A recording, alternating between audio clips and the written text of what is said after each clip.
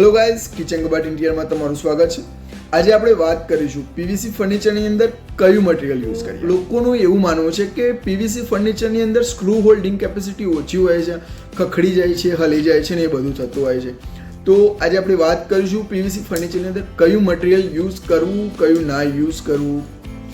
Real પ્લાસ્ટને બહાર પાડેલી મટીરિયલની અંદર તો ફર્સ્ટ છે રિયલ પ્લાસ્ટ રેગ્યુલર મટીરિયલ કે જેની અંદર તમને મળે છે ગ્લોસી ટેક્સચર એન્ડ પ્રીમિયમના કલર્સ કે જેમાં તમને એની વોલ થિકનેસ કહેવા જઈએ તો 1.2ની આજુબાજુ રહે છે એની વોલ થિકનેસ.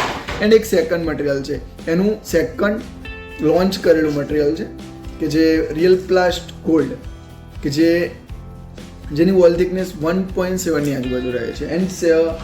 એન્ડ એક થર્ડ જેને રિયલ પ્લાસ્ટ કંપનીને લાસ્ટ 6 મંથમાં જ એને લોન્ચ કર્યું છે, real plast diamond PVC furniture, diamond PVC કે જેના વોલ થિકનેસ જે 2.3ની આજુબાજુ છે.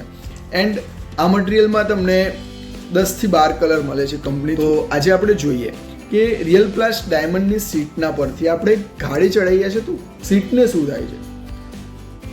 આપણે સીટને રોડ પર મૂકી દીધી છે, નીચે ગત્તું મૂકીને કે જેથી એને નીચેથી ખરાબ ના થાય. એન્ડ બીજું કે આપણે ચેક કરીએ કે એની અંદર આપણે ખાલી જ છે સીટ પ્રોપર કે હોલો સીટ જ છે. એન્ડ આપણે એના પરથી ગાડી ચડાવીશું હવે. તો ચલો સ્ટાર્ટ કરીએ.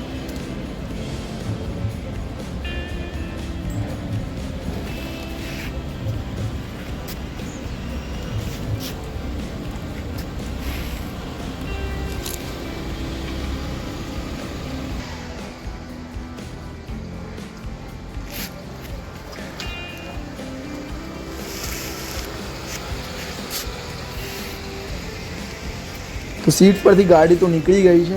હવે ચેક કરીએ કે સીટને કંઈક થયું છે કે નહીં. સીટ પર ટાયરની પ્રિન્ટ પડી ગયેલી છે, એ દેખાય છે. એન્ડ સીટને કંઈ જ નુકસાન થયું નથી, ના તો એના આગળના સીટના જે હોલો છે એ પણ ભર્યા છે, કંઈ જ નથી થયું ગાડી ચડાવવાથી. આપણે જોઈએ કે આઈસર ચડાવવાથી શું થાય છે.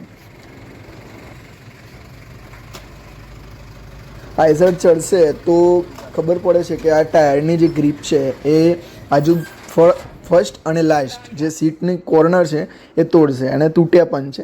સીટ જુઓ કે ફર્સ્ટ અને લાસ્ટના કોર્નર ખાલી ઓનલી ફોર કોર્નર તૂટ્યા છે, બાકી વચ્ચે અને પાછળ કંઈ જ થયું નથી.